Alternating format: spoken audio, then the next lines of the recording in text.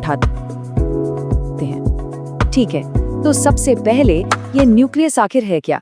इसे आप कोशिका के अंदर एक बहुत ही सुरक्षित किले की तरह समझिए। इसी किले के अंदर हमारे जेनेटिक ब्लूप्रिंट्स यानी क्रोमोसोम्स महफूज रहते हैं।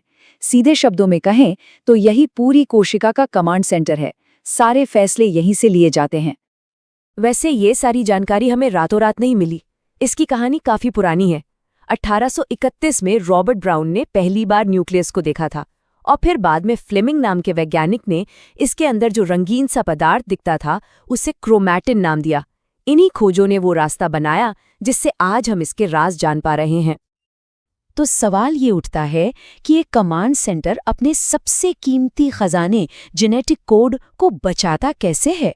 चलिए अपनी यात्रा के पहले हिस्से में चलते हैं और देखते हैं न्यूक्लियस की वो दीवारें जो इसे सुरक्षा देती हैं। इसे एक हाई सिक्योरिटी किले की तरह समझिए। न्यूक्लियर एनवेलप कोई एक दीवार नहीं बल्कि दोहरी दीवार है और इन दोनों दीवारों के बीच थोड़ी सी खाली जगह भी है। और मजे की बात यह है कि जो बाहरी दीवार है वो कोशिका के ट्रांसपोर्ट नेटवर्क यानी एंडोप्लाज्मिक रेटिकुलम से जुड़ी होती है। इतना ही नहीं, इस पर प्रोटीन बनाने वाली छोटी छोटी फैक्ट्रियां यानी राइबोसोम्स भी चिपके होते हैं। लेकिन हर अच्छे किले की तरह इस किले में भी आने जाने के लिए खास दरवाजे होते हैं। ये कोई मामूली दरवाजे नहीं हैं, ये बहुत ही स्पेशलाइज्ड गेट्स हैं जहां पूरी चेकिंग होती है। इन दरवाजों को हम न्यूक्लियर पोर कहते हैं और यहाँ पर 2 वे ट्रैफिक चलता है। मतलब कुछ चीजें अंदर जाती हैं और कुछ बाहर आती हैं। डीएनए की कॉपी बनाने और जीन्स को एक्टिवेट करने के लिए जो जरूरी प्रोटीन है वो अंदर जाते हैं और जेनेटिक मैसेज लेकर आरएनए मॉलिक्यूल्स बाहर आते हैं ताकि कोशिका अपना काम कर सके। कमाल का कम्युनिकेशन सिस्टम है। तो किले की दीवारें तो बहुत मजबूत हैं, पर इसके अंदर जो खजाना है मतलब हमारी जेनेटिक इन्फॉर्मेशन वो आखिर रखी कैसे जाती है? चलिए अब इस तिजोरी के अंदर झांकते हैं। जब कोशिका अपना रोजमर्रा का काम कर रही होती है तो न्यूक्लियस के अंदर का नज़ारा सच कहूं तो थोड़ा उलझावा सा लगता है। यहाँ आपको डीएनए और प्रोटीन से बने रेशों का एक ढीला डाला सा नेटवर्क दिखेगा। इसी उलझे हुए जाल को हम क्रोमैटिन कहते हैं। तो ये क्रोमैटिन आखिर बना किस चीज से है? इसे एक किट की तरह सोचिए। इस किट में सबसे जरूरी चीज है डीएनए यानी हमारे जेनेटिक ब्लूप्रिंट्स। फिर आते हैं हिस्टोन नाम के प्रोटीन जो एक रील की तरह काम करते हैं जिस पर डीएनए का लंबा धागा लिपटा होता है। इनके अलावा कुछ और प्रोटीन और थोड़ा सा आरएनए भी होता है। अब जरा इस बात पे ध्यान दीजिए। सिर्फ एक इंसानी सेल के अंदर जो डीएनए होता है अगर उसे सीधा खींचा जाए तो वो कितना लंबा होगा? अंदाजा लगाइए, पूरे 2 मीटर। जी हाँ, 2 मीटर। ये हमारी अपनी हाइट से भी ज्यादा हो सकता है और ये सब एक माइक्रोस्कोपिक सेल के अंदर पैक होता है। तो हम फिर से अपने उसी पुराने सवाल पर आ गए, आखिर एक सेल इतने लंबे धागे को इतनी छोटी सी जगह में पैक कैसे कर लेती है? इसका राज सिर्फ लपेटने में नहीं है बल्कि एक बहुत ही एडवांस्ड और कुशल ऑर्गेनाइजेशन में छिपा है। और जवाब है क्रोमोसोम्स। सेल क्या करता है? वो इस लंबे डीएनए को बहुत ही सफाई से पैक करके कुछ स्ट्रक्चर्स बनाता है जिन्हें हम गुणसूत्र या क्रोमोसोम्स कहते हैं। ये हमें आमतौर पर तभी दिखाई देते हैं जब सेल डिवाइड होने वाला होता है, क्योंकि तभी तो जेनेटिक मटेरियल को 2 नए सेल्स में बराबर बराबर बांटना होता है। तो चलिए डीएनए के इन सुपर ऑर्गेनाइज्ड पैकेट्स को जरा और करीब से देखते हैं और समझते हैं कि इनका स्ट्रक्चर कैसा होता है। हर क्रोमोसोम के बीच में एक थोड़ी दबी हुई सी जगह होती है जिसे सेंट्रोमियर कहते हैं। ये सेंट्रोमियर क्रोमोसोम की 2 एक जैसी कॉपीज जिन्हें क्रोमैटिड्स कहते हैं को पकड़ कर रखता है और इसी सेंट्रोमियर के दोनों तरफ डिस्क जैसी संरचनाएं होती हैं जिन्हें काइनेटोकोर कहते हैं। ये एक तरह से हैंडल का काम करती हैं। जब सेल डिवाइड होता है तो कोशिका के धागे इन्हीं हैंडल्स को पकड़कर दोनों क्रोमैटिड्स को खींचकर अलग अलग कर देते हैं। अब यहाँ एक बहुत ही दिलचस्प बात है, ये सेंट्रोमियर क्रोमोसोम पर कहाँ मौजूद है? बस इसी एक बात से उसकी पहचान तय हो जाती है। ये एक तरह से उसका फिंगरप्रिंट है। तो जैसा कि हम देख सकते हैं, ये सब सेंट्रोमियर की पोजीशन का खेल है। अगर सेंट्रोमियर ठीक बीच में है तो क्रोमोसोम एक्स जैसा दिखता है। अगर ये थोड़ा सा साइड में है तो एक आर्म छोटी और एक लंबी हो जाती है, और अगर ये बिल्कुल ही कोने पर पहुंच जाए तो क्रोमोसोम आई जैसा दिखता है। वैज्ञानिकों के लिए ये आकार बहुत काम के होते हैं। इनसे वो जेनेटिक स्टडीज में हर क्रोमोसोम को आसानी से पहचान लेते हैं। अच्छा, हमने न्यूक्लियस को सेल का कमांड सेंटर तो कह दिया, लेकिन कहानी में एक ट्विस्ट है। प्रकृति में कुछ ऐसे भी सेल्स हैं, जैसे हमारे खून में मौजूद रेड ब्लड सेल्स, जो बड़े होने के बाद अपना न्यूक्लियस ही खत्म कर देते हैं। मतलब बिना कमांड सेंटर के भी वो अपना काम करते रहते हैं। और यही बात हमें एक बहुत गहरे सवाल पर लाके खड़ा कर देती है। अगर कोशिका का कंट्रोल सेंटर ही नहीं है, लेकिन वो फिर भी जिंदा है और काम कर रही है, तो फिर असल में जीवन को क्या चीज परिभाषित करती है?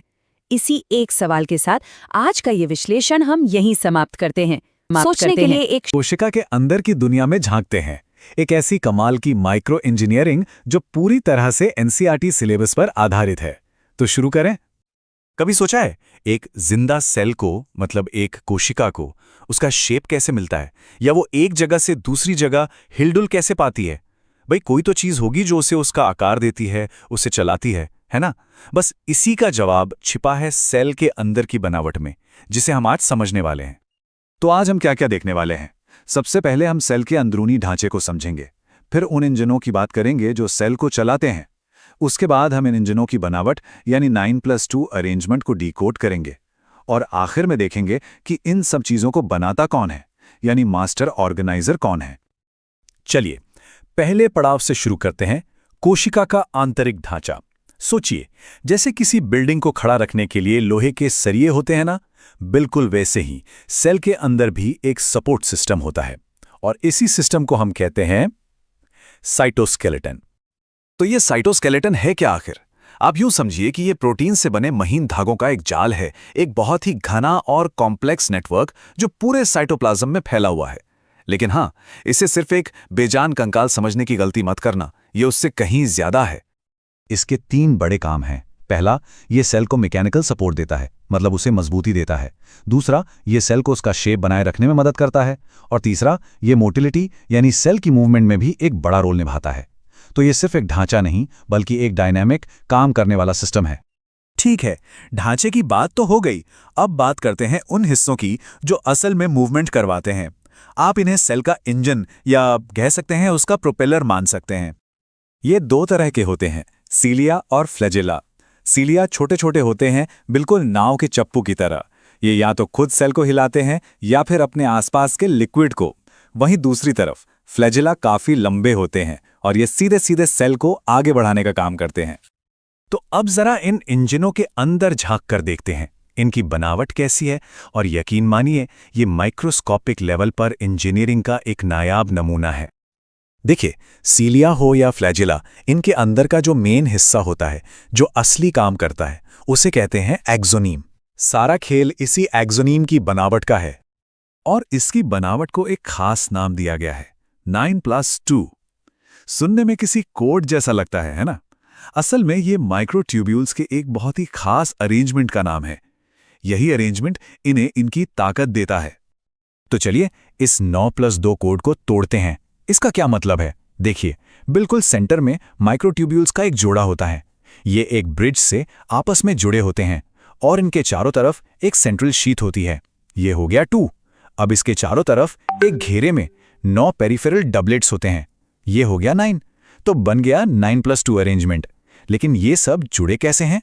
सेंटर से 9 तीलियां यानी रेडियल स्पोक्स निकलकर इन बाहरी 9 डबलेट से जुड़ती हैं। और तो और ये बाहरी डबलेट्स भी आपस में लिंकर से जुड़े होते हैं। मतलब पूरी की पूरी एक मजबूत और फ्लेक्सिबल मशीन। अच्छा, ये इतना कॉम्प्लेक्स स्ट्रक्चर ये आता कहाँ से है? मतलब इसकी नींव कहाँ है? तो ये पूरा का पूरा स्ट्रक्चर एक बेस से निकलता है, जिससे हम कहते हैं बेसल बॉडी। और यहीं से हमारी कहानी अगले हिस्से से जुड़ती है। अब आते हैं इस पूरी मशीनरी के मास्टरमाइंड पर। वो कौन है जो इन सब चीजों को बनाता है, इन्हें ऑर्गेनाइज करता है? चलिए मिलते हैं द मास्टर ऑर्गेनाइजर्स से। यह है सेंट्रोसोम, एक ऐसा ऑर्गेनेल जिसके अंदर 2 सिलेंडर जैसे स्ट्रक्चर होते हैं, जिन्हें सेंट्रियोल कहते हैं। और इनकी सबसे खास पहचान, ये दोनों हमेशा एक दूसरे से 90 डिग्री के एंगल पर, मतलब परपेंडिकुलर रहते हैं। एनसीईआरटी में इसकी बनावट के लिए एक बड़ी अच्छी लाइन लिखी है, एक गाड़ी के पहिए जैसी संरचना। ये इमेज अपने दिमाग में रखिए, क्योंकि अब हम इसी पहिए के पुर्जे देखने वाले हैं। तो कैसा है ये गाड़ी का पहिया? इसके सेंटर में एक हब होता है जो प्रोटीन का बना है। इस हब से बिल्कुल पहिए की तीलियों की तरह 9 रेडियल स्पोक्स निकलते हैं और ये स्पोक्स बाहर जाकर किससे जुड़ते हैं? ट्यूब्यूलिन के 9 ग्रुप से, जिन्हें हम ट्रिपलेट्स कहते हैं। मतलब हब, 9 तीलियां और 9 ट्रिपलेट्स, बन गया हमारा गाड़ी का पहिया। तो अब सारी कड़ियां जुड़ गई है ना। देखिए पूरी चेन कैसे काम करती है। सबसे ऊपर है मास्टर ऑर्गेनाइजर यानी सेंट्रियोल। ये सेंट्रियोल बनाते हैं बेसल बॉडी को और फिर इसी बेसल बॉडी से निकलते हैं सिलिया और फ्लैजिला। देखा कितना परफेक्ट सिस्टम है। और सेंट्रियोल का काम सिर्फ यही खत्म नहीं होता, इनका एक और बहुत जरूरी रोल है। एक तो ये सीलिया और फ्लैजिला के लिए बेसल बॉडी बनाते ही हैं, पर इसके अलावा जब एनिमल सेल्स डिवाइड होते हैं तब ये स्पिंडल फाइबर्स भी बनाते हैं। ये वही धागे हैं जो क्रोमोसोम्स को खींचकर 2 नई सेल्स में बराबर बराबर बांटते हैं। तो ये थी सेल के अंदर की कमाल की मशीनरी, सच में माइक्रोस्कोपिक लेवल पर जिंदगी का इंजन।